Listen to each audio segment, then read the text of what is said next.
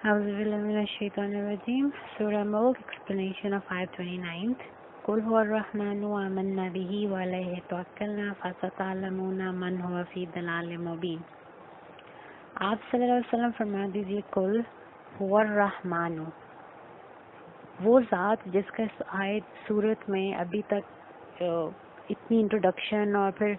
اللہ تعالیٰ کی ساری قدرتیں اور اللہ تعالیٰ کی ساری برکتیں اور اس کا جتنا اقتدار ہے اور اللہ کا کل جو علم کی ڈومین ہے اس سارے کو ایکسپلین کرنے کے بعد اب جب کلوزنگ کامنٹس آ رہے ہیں اس میں اللہ تعالیٰ حضور پاک صلی اللہ علیہ وسلم کی زبان اطہر سے پوری مخلوق کو یہ میسیج دے رہے ہیں هو الرحمن، اللہ تعالیٰ فور موسٹ،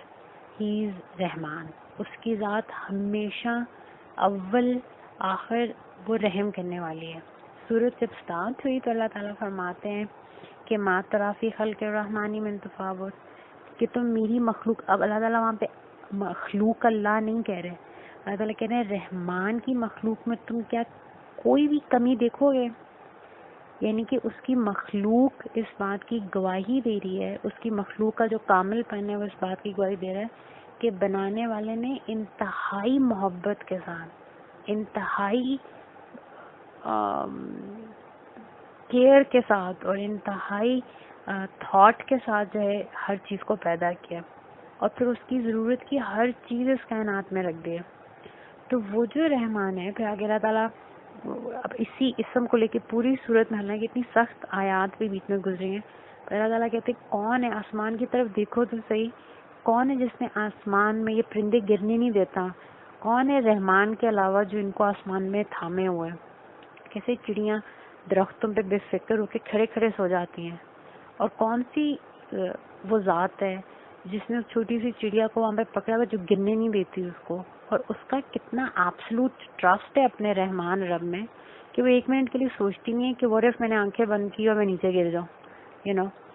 تو اللہ تعالیٰ پھر آگے جا کے فرماتے ہیں کہ اتنے رحمان کے خلاف جب تم سمجھتے ہو کہ تم نے کوئی فوجیں دنیا میں تیار کی ہیں تو کون سی فوج ہے جو اس رحمان کے خلاف میک سینس کرتی ہے؟ ہی از رحمان اینڈ یو آر فائٹنگ ہم۔ تو اب سورت کا جو اینڈ ہے جہاں پہ اب ان سے بات چیت بالکل ختم ہو رہی ہے، جاتے جاتے اگین اللہ کی جو رحمانیت ہے وہ اپنے بندے کا ہر وقت انتظار کر رہا ہے۔ اینڈ the word کہ جیسے اللہ تعالیٰ فرماتے ہیں قرآن پاک میں آتا ہے کہ اللہ تعالیٰ کی طرف سے فرمایا جاتا ہے جب کوئی نیک انسان واپس جاتا ہے، یا ایتھا النفس المطمئنہ ارجی الی ربک، ارجی جو ہے لوٹ آؤ، یہ ایسا نہیں جیسے ہم کہتے ہیں جسٹ کم بیک، یہ کیجول سینٹینس نہیں ہے۔ ارجی عربی میں اس اسٹیٹ کو کہتے ہیں کہ اگر صبح اولاد کہیں باہر جائے اور شام وہ لیٹ ہو جائے اور وہ گھر واپس آئے تو جس بےتابی سے ماں بار بار دروازے پہ جاتی ہے اور لوٹتی ہے، پھر جاتی ہے، پھر لوٹتی ہے، اور پھر بعض دفعہ جب تنگ آ جاتی ہے and she doesn't have a mobile, ابھی وہ زمانہ نہیں ہے موبائل کا، اور وہ دروازے پہ کھڑے ہو کے بعض دفعہ جب بہت بے چینی میں جس محبت اور جس تڑپ کے ساتھ کہتی ہے کہ لوٹ آؤ، اب تو لوٹ آؤ، دیٹ از ارجی۔ اللہ تعالیٰ کی محبت اس طرح اپنے بندے کا انتظار کریے، تو وہ اللہ تعالیٰ حضور پاک صلی اللہ علیہ وسلم کی رحمت اللہ عالمین کی زبان مبارک سے یہ پوری کائنات کو میسج دے رہے ہیں، اور اسپیشلی ان لوگوں کو جو اپنے رب سے خفا ہیں اور اس سے منہ موڑ کے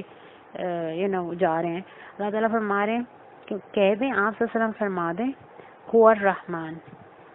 وہ رحمان ہے، وہ تمہارے لوٹنے کا اب بھی انتظار، اتنا سب کچھ کرنے کے باوجود تم نے کفر کی انتہا کر دی لیکن وہ اب بھی رحمان ہے،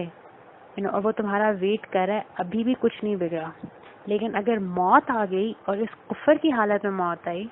تو پھر وہ جو سارے وعدے ابھی جہنم کے اور جو سارے آیات آئی ہیں یہ تمہارے لیے سچ ثابت ہو جائیں گے۔ هو الرحمن آمنا بھی، اسی پہ ہم ایمان لائے، وہ اللہ توکلنا، اور اسی پہ ہمارا توکل ہے۔ اب یہ اٹس ویری انٹرسٹنگ یہاں پہ کہ دو یہاں پہ یہ جو فریزز آئے ہیں آمنا بھی وہ اللہ توکلنا، گرامر کی روح سے جو آمنا اور توکلنا یہ دونوں وربز ہیں، آمنا ایمان لانا، توکلنا ٹرسٹ کرنا، اور یہ دونوں فعل ماض ہیں، یعنی کہ پاسٹ ٹینس میں. یعنی کہ پاسٹ ٹینس ہم نے پہلے بات کی کہ جب بھی فعل ماض آتا ہے اس کا مطلب ہے سم تھنگ ایبسولوٹ. تو یہ تو دونوں فعل ہو گئے. جو ساتھ علیہ اور بہی آتے ہیں، یہاں پہ ہی تو جو ہے وہ تو پروناؤن ہو گئے، لیکن جو بے ہے اور علیہ ہے یہ دونوں جار مجرور کہلاتے ہیں. whatever that is. لیکن لا یہ ہے کہ جار جو مجرور جو ہیں یہ اگر کسی فعل سے پہلے لگیں تو ان کا مطلب ڈفرینٹ ہوتا ہے، اور اگر فعل کے بعد لگیں تو ان کا مطلب ڈفرینٹ ہوتا ہے. تو اب آپ دیکھیں گے اگر غور کریں اس آیت کے اوپر تو دونوں وربز جو ہیں ان کے ساتھ ایک جیسا اسٹرکچر نہیں ہے سینٹینس میں. ایک آمنا کے بعد آ رہا ہے جار مجرور، بہی بعد میں آ رہا ہے، اور توکلنا سے پہلے آ رہا ہے. دس از ویری امپورٹینٹ، کیونکہ جب آمنا بہی جب جار مجرور بعد میں آ رہا ہے تو یہ ایک نارمل سینٹینس اسٹرکچر ہے. اس کا مطلب ہے کہ اس سینٹینس میں ایکسکلوسیوٹی نہیں ہے، اس میں اختصاص نہیں ہے. اس کا مطلب ہے آمنا بھی، ہم ایمان لائے اللہ کے ساتھ، اور اس کے اندر مطلب یہ ہے کہ اس کے علاوہ بھی ایلیمنٹس ہیں جن میں ہمارا ایمان ہے. اور وہ ہم سب کو پتہ ہے کہ اللہ پر ایمان لانے کا مطلب ہے کہ ہمیں اللہ کے انبیاء، اس کے رسل، اس کے ملائکہ، آسمانی کتب، آخرت، یہ تقدیر، یہ وہ ایلیمنٹس ہیں جن کے بغیر اللہ کے اندر ایمان بھی کمپلیٹ نہیں ہوتا. ایمان مفصل جسے ہم پڑھتے ہیں، اور جو سورہ بقرہ کی آخری آیات بھی یہیں سے شروع ہوتی ہیں، آمنا بھی کل آمن باللہ و ملائکتہ و کتب و رسل. تو یہ ہمارے ایمان کے یہ لازمی جزء ہیں. اگر ہم کہیں کہ نہیں ہم اللہ پر تو ایمان لائے لیکن ہم اس کے رسول کو نہیں مانتے تو وہ ایمان کمپلیٹ نہیں ہے. ہم کہیں ملائکہ کو نہیں مانتے، اللہ تعالیٰ فرماتے ہیں ہمارا ایمان کمپلیٹ نہیں ہے. کسی ایک کتاب کا آپ انکار کر دیں، کسی ایک رسول کا انکار کر دیں، آخرت کا انکار کر دیں، تو ایمان آپ کا کمپلیٹ نہیں ہوتا. تو اس لیے یہ جو سبحان اللہ the way فعل ماد اور اس کے ساتھ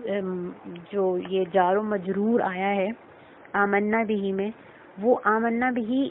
سننے والے کو، ہم تو عربی بولتے نہیں لیکن جو بدو ہے اس کو سن کے سمجھ آ رہی ہے کہ اس کا مطلب ہے کہ اللہ پر ایمان ہے اور اس کے ساتھ بہت سے اور فیکٹرز ہیں جو ان کے ایمان کا حصہ ہیں. مگر جب جار مجرور پہلے آ گیا اور اس کے ساتھ جو ورب آ رہا ہے توکل کا، یہاں پہ اب اختصاص آ گیا ہے. اس کا مطلب ہے کہ اب جو یہ توکل ہے وہ علیہ اور صرف اس کے اوپر توکل نہ ہمارا توکل ہے.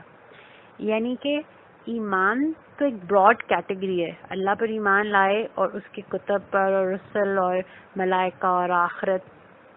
سب پر ایمان ہمارا جو ہے وہ امپورٹنٹ ہے. لیکن جب توکل کی بات آئی تو وہ کامل صرف اور صرف اللہ تعالیٰ کی ذات کے لیے. اور اگر سورہ کاف کی 13 آیت کے اوپر بھی غور کریں، اللہ تعالیٰ فرماتے ہیں ان الذین، بے شک وہ لوگ قالوا ربنا اللہ، جو کہتے ہیں اللہ ہمارا رب ہے، ثم استقاموا، پھر اس کے اوپر استقامت، صرف اللہ کو رب نہیں مانتے، پھر اس پہ استقامت جیسے بھی حالات ہو جائیں، ثم استقاموا، پھر اس پر استقامت کے ساتھ کھڑے رہتے ہیں، کامل توکل اپنے رب میں دکھاتے ہیں. فلا خوف علیہم ولا هم یحزنون، ان کے لیے کوئی خوف نہیں ہے، ان کے اوپر کوئی غم نہیں ہوئے گا. یعنی کہ دنیا میں کوئی خوف نہیں ہے، ان کے ساتھ ان کا رب کھڑا ہے، ان کا توکل اتنا مضبوط ہے، اور آخرت میں ان کے اوپر کوئی حزن نہیں ہوئے گا، کوئی شرمندگی، کوئی دکھ تکلیف نہیں ہوئے گی. So this is very important to understand in this ayat کہ ہم کہہ یہ رہے ہیں کہ ہم اللہ پر ایمان لاتے ہیں اور ہمارے فیتھ کے اور بھی حصے ہیں جن میں ہم ایمان لاتے ہیں، لیکن جب توکل کی بات آتی ہے تو فاعل حقیقی ہم سب کا ایمان ہے کہ فاعل حقیقی صرف اللہ تعالیٰ اور ہم اس پہ کامل توکل رکھتے ہیں. فَسَتَعْلَمُونَ، پس ان قریب، فا کا مطلب ہوتا ہے پس، سا کا مطلب ہوتا ہے ان قریب، فَسَتَعْلَمُونَ، پس ان قریب تم لوگ جان لو گے، من ہوا فی دلال مبین، کون ہے، من ہوا کون ہے وہ، فی دلال مبین جو کھلی صریح گمراہی میں، یعنی کہ الٹیمیٹ گمراہی میں کون ہے. اب یہ جواب ہے اسی صورت کی آیت 9 میں جب ہم نے 9th آیت پڑھی تھی تو اس میں انہوں نے کیا کہا تھا کہ ان سے داروغہ نے پوچھا جہنم کے کہ کیا تمہارے پاس کوئی نذیر نہیں آیا ہے؟ انہوں نے کہا قالوا بلا قد جاءنا نذیر فکذبنا وقلنا ما نزل اللہ من شیء ان انتم الا فی ضلال کبیر. ہم نے مومنین کو کہا تھا تم لوگ بڑی گمراہی میں ہو، یعنی کہ ہم تو تمہیں ایک بڑے دھوکے میں دیکھتے ہیں یا ایک بڑی گمراہی میں دیکھتے ہیں. اب نبی کریم صلی اللہ علیہ وسلم سے اللہ تعالیٰ کہہ رہے ہیں ان سے فرما دیں کہ بڑی چھوٹی گمراہی کوئی نہیں ہے، قیامت کے دن تمہیں معلوم ہو جائے گا کہ الٹیمیٹ گمراہی کیا تھی. تمہیں تو دنیا میں جو بھی ظن تھا، تمہیں گمان تھا، لیکن اب جو ہے وہ الٹیمیٹ گمراہی جو ہے وہ ثابت ہو گئی ہے. صدق اللہ العظیم.